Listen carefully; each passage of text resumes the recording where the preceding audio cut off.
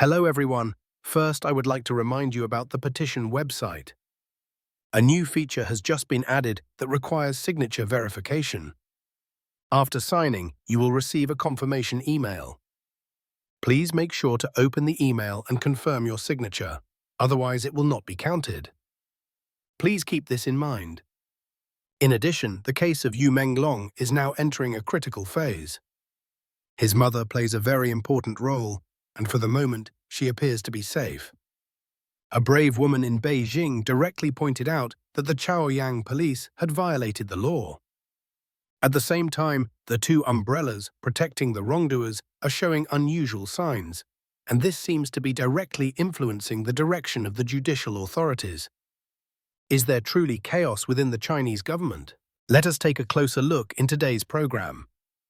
The Yu Menglong case has reached 60 billion views.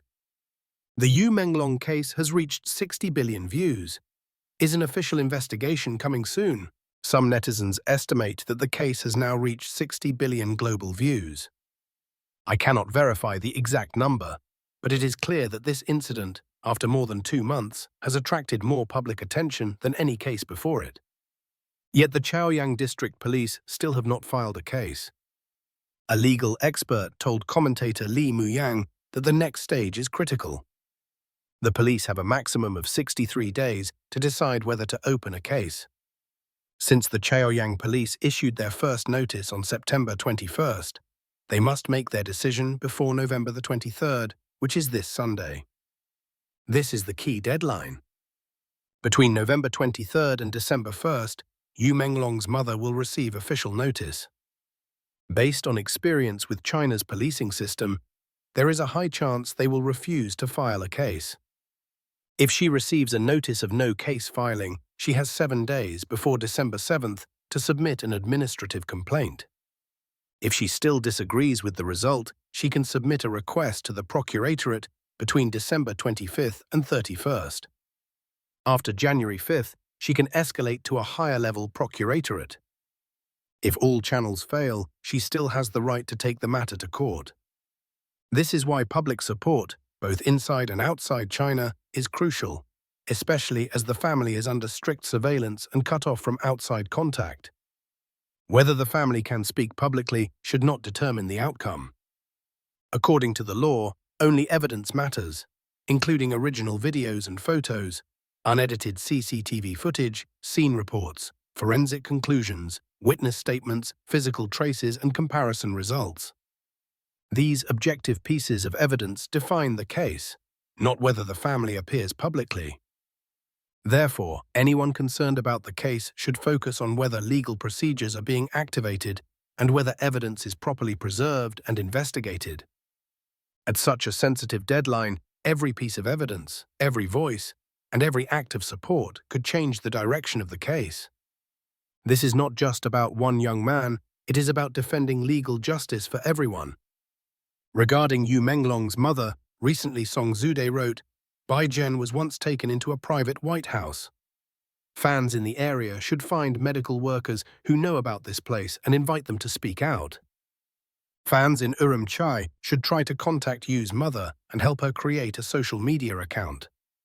One sentence from her means more than 100 online comments. Online opinions are divided. Some insist Yu's mother must not appear. It is too dangerous." Song Zude replied, "That is reasonable. We must protect her." This has led people to speculate that he may already be in contact with her or knows key information about the case, which is why he hopes she will eventually speak for herself. In fact, at this point, even a simple public appearance by her would cause huge controversy. Earlier, some people feared she might have disappeared or even faced life-threatening danger.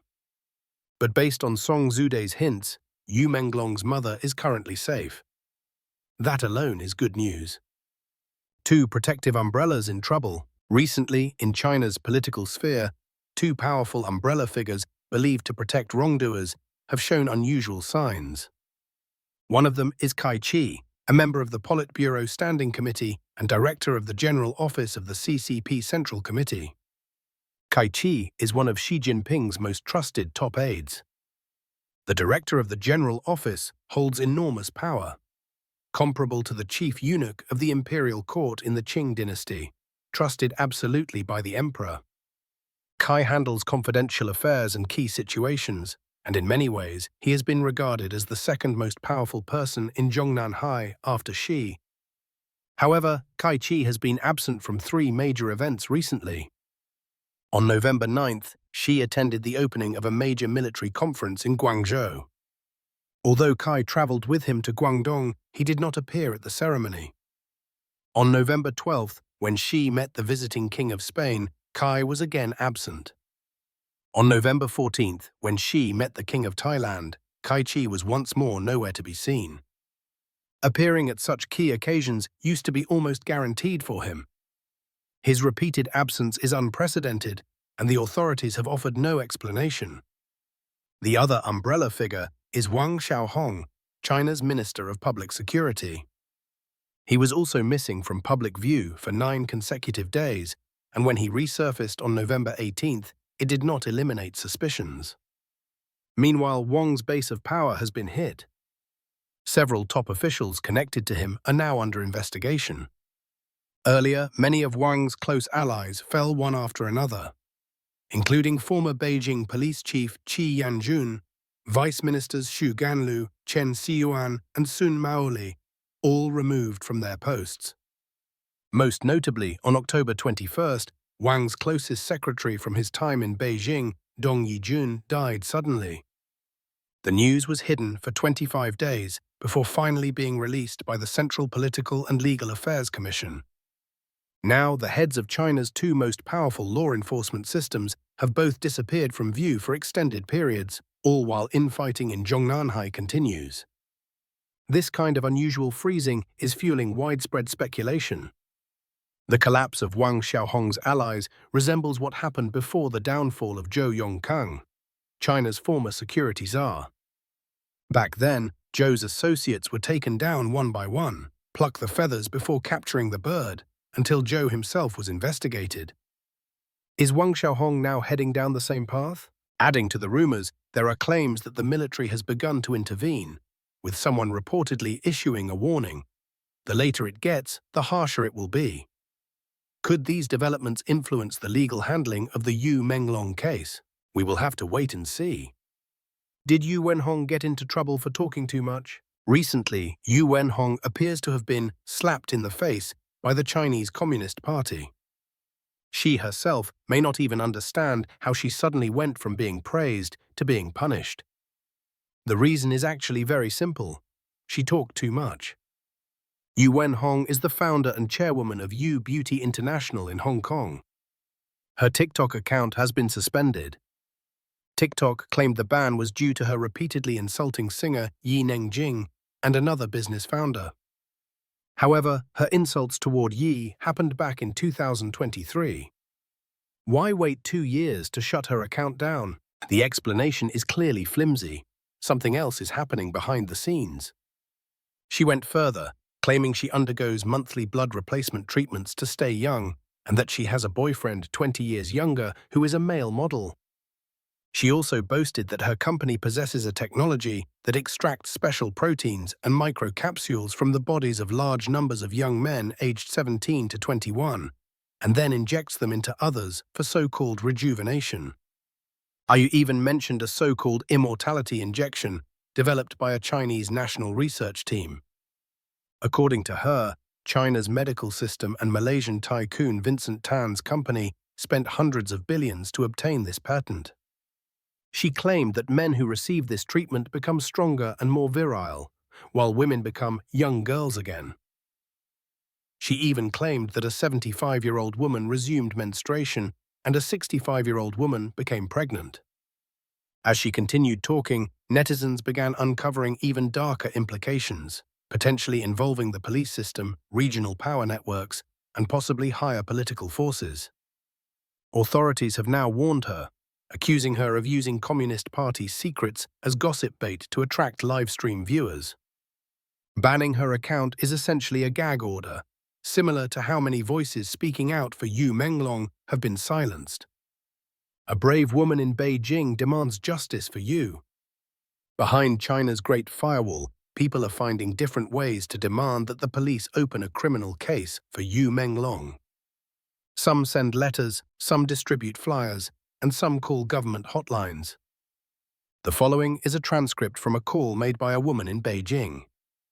This is her third call, and her passion has never faded.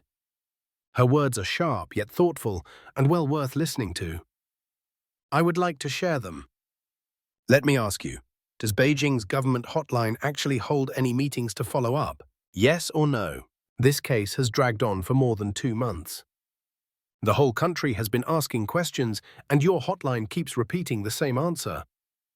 Is this so-called world-class city department just a joke? Next question. Do city leaders know about this case or not? If they know but refuse to report or correct mistakes, where is their sense of responsibility? Should this office even exist? Do they deserve to use our tax money to get paid? I will say it clearly.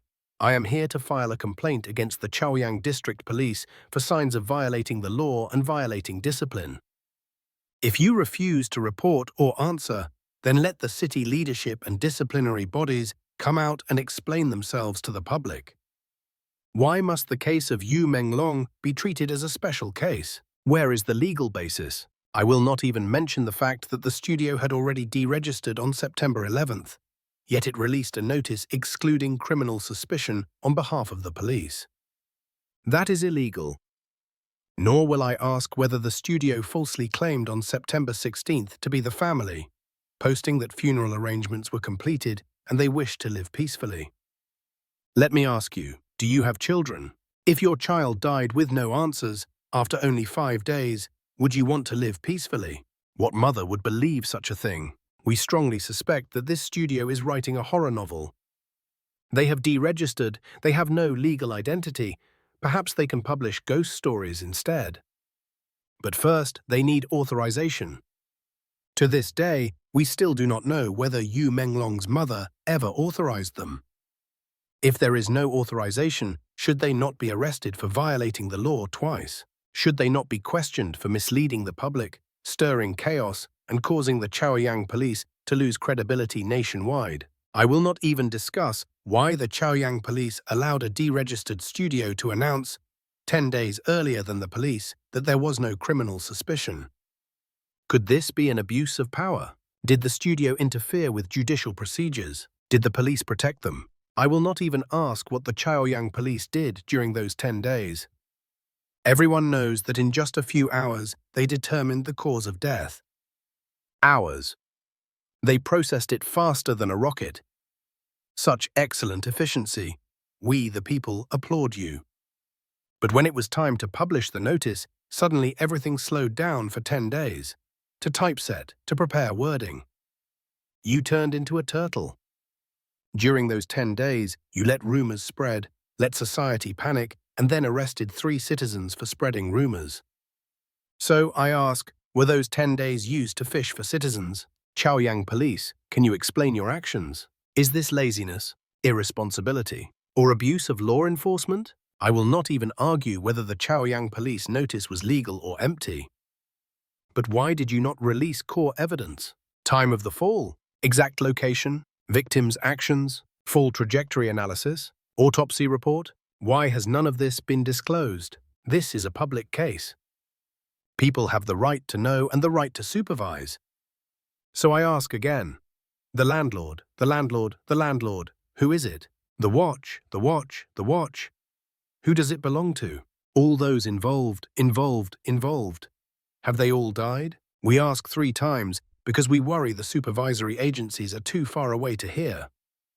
For more than 2 months, we have been speaking out, yet platforms keep silencing us.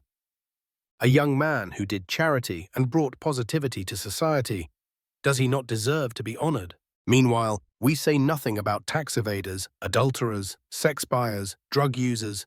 Why do we not talk about them? 2 months is enough. Life has already been difficult for ordinary people. If we cannot even protect the value of a human life, then is this place still worthy of being called the safest country? Or is it just one big joke? City leaders, supervisory bodies, open your eyes and ears. Look and listen to the people. If you claim you have not heard us, then who is stopping you from hearing? If you did hear and still ignored us, then we suspect it is deliberate. Are there powerful umbrellas protecting someone? Yesterday, yes. November 17th, at a press conference, Hao Wenhong, Director of Legal Affairs of the Ministry of Public Security, said, "When the public reports a case, the police must accept it, process it, and file it when necessary." 12 words. I hope whoever has the power to say these words will actually enforce them, turning slogans into action. If this country still respects justice, if it still upholds equality before the law, then let supervisory agencies immediately reopen the case. Return justice to the people and return fairness to the late artist Yu Menglong. Understood? I am hanging up now. What do you think of her words? Share your thoughts below. Thank you, and see you next time.